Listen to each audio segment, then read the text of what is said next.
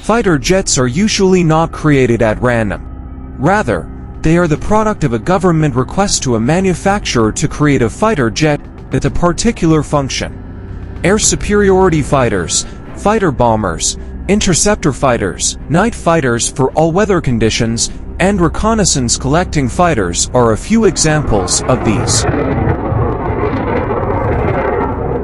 Building a fighter jet prototype that needs to go through months of testing in order to refine the concept can cost millions of dollars and may never be manufactured. Jet fighters that appeared good on paper, but eventually failed when tested abound in history. In light of this, here is a list of the most unsuccessful jet fighters ever, listed in no particular order.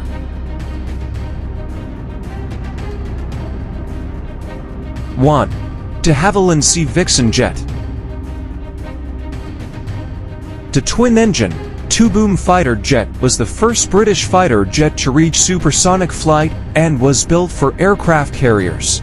The prototype fighter jet was initially shown to the public at the Farnborough Air Show in 1952 after making its first flight on September 26, 1951. However, the pilot, navigator, and 31 onlookers were killed when the fighter jet broke apart during a low-altitude flight while trying to exceed the speed limit of sound. De Havilland altered the fighter jet's design in reaction to the mishap, which prevented it from achieving supersonic velocity. In favor of the Gloucester Javelin, the Royal Air Force discontinued interest in what became known as the Sea Vixen. Nevertheless, even after the AF for Phantom became available, the Royal Navy kept using the Sea Vixen. Of the 145 Sea Vixens produced, 55 were lost in non-combat incidents, making them extremely challenging fighter jets to fly.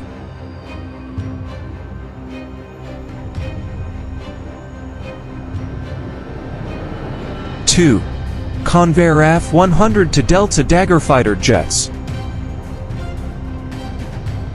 The Convair F-102 Delta Dagger is a high-speed interceptor that was created for the United States Air Force USAF in the late 1940s. The Tupolev Tu-95 Bear, which is still in service in the Russian Air Force today, and other Soviet long-range strategic bomber fighters were intended to be destroyed by it.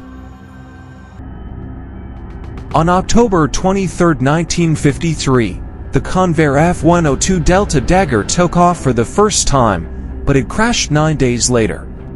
3 months later, testing of a second prototype started, but it was disappointing because its top speed was less than Mach 1. The Air Force approved the project because it needed a fast fighter jet to replace the older fighters, and the fighter jet was developed to handle sub-supersonic performance. It was transferred to Air National Guard forces and quickly superseded by the McDonnell Douglas AF for Phantom. After entering service with the USAF, 1,000 Convair F-102 Delta Daggers were built in spite of its flaws. 3. F-100 for Starfighter fighter jet. Many pilots who flew the Lockheed F-10 for Starfighter, a single-engine air dominance fighter jet, have referred to it as a flying coffin. It joined the United States Air Force USAF in 1958 after making its first flight on March 4, 1954.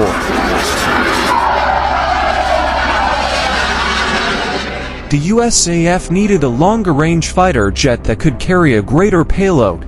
Thus, even though the Starfighter was the first fighter jet in production to attain Mach 2, its service life was brief.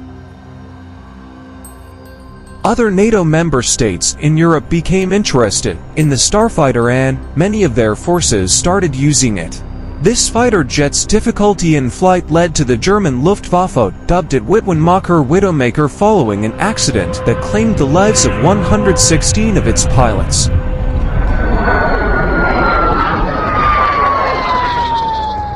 4. Bell P-59 Airacomet fighter jet.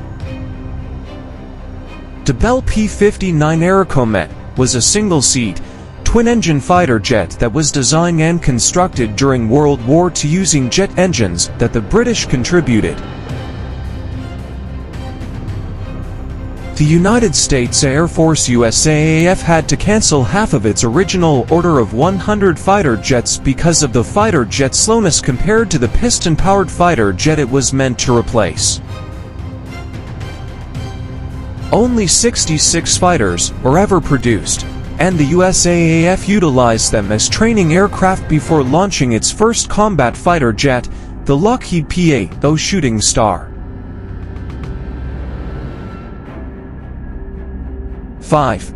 Yak-38 Combat Fighter Jet. The Yakovlev Yak-38, which was created by the U.S. Yakovlev Design Bureau for the Kiev-class aircraft carrier, had a striking resemblance to the Hawker Siddeley Harrier of the United Kingdom.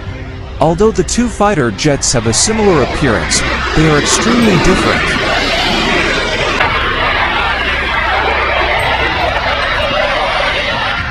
The two distinct tiny engines of the Yak-38 are only utilized for vertical takeoff and landing VTOL. In the event that one or both of the fighter jet's engines fail, an automatic ejection seat is activated.